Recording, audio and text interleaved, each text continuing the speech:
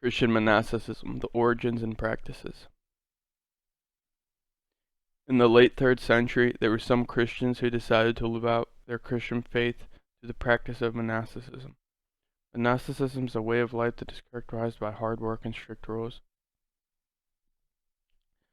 The first type of monasticism is eremitic monasticism.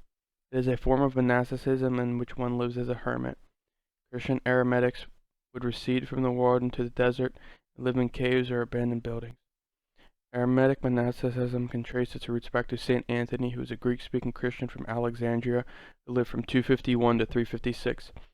Saint Anthony attempted to perfect his Christian calling by following the examples of Jesus and Saint John the Baptist. What is known about Saint Anthony is written down by Saint Athanasius, who was an influential Christian thinker who lived during the 4th century. Saint Athanasius tells us about how Saint Anthony moved into a desert outside of Alexandria, Egypt, after having enough with society and wanted to pursue Christ to the fullest. Saint Anthony lived in the desert near Alexandria for 13 years and was provided food by pilgrims who came to seek his wisdom. Tradition tells us that while Saint Anthony was in the desert, he was tormented by demons who sent phantoms of women trying to seduce him and beasts trying to scare him, and ending with the devil beating Saint Anthony nearly to death, which Saint Anthony endured. After 13 years, Saint Anthony moved to an abandoned Roman fort where he lived for 20 years. This period is where we get many of Saint Anthony's sayings. In this time, Saint Anthony was still tempted, but he clung to Christ, whose power made the demons leave. The second form of monasticism is Cenobite monasticism, which is characterized by monks living in a community. Cenobite monks, unlike Eremitic monks, live together but still pursue spiritual growth like the Eremitic monks.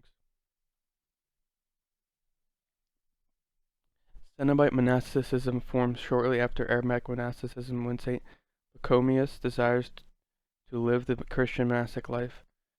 Saint Pachomius was born in Thebes in 292 and was a Roman soldier. While Saint Pachomius was a Roman soldier, he ended up in a city where he was taken care of by Christians. Saint Pachomius ends up being baptized in 314.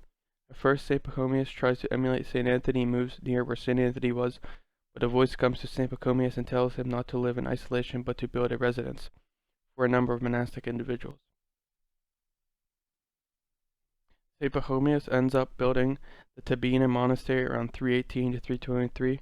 Eventually 100 monks came to the Tabina monastery where they lived in cells and huts and came together for worship. While at the Tabina monastery, Saint Pachomius was given the name Abba, which means father.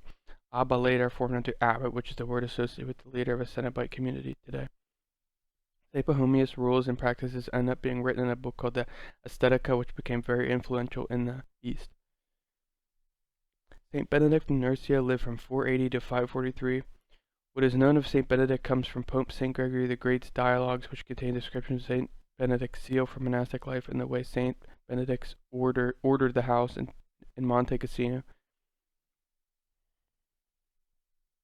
While at Monte Cassino, Saint Benedict wrote a rule called the Rules of Saint Benedict, which became very influential in the West.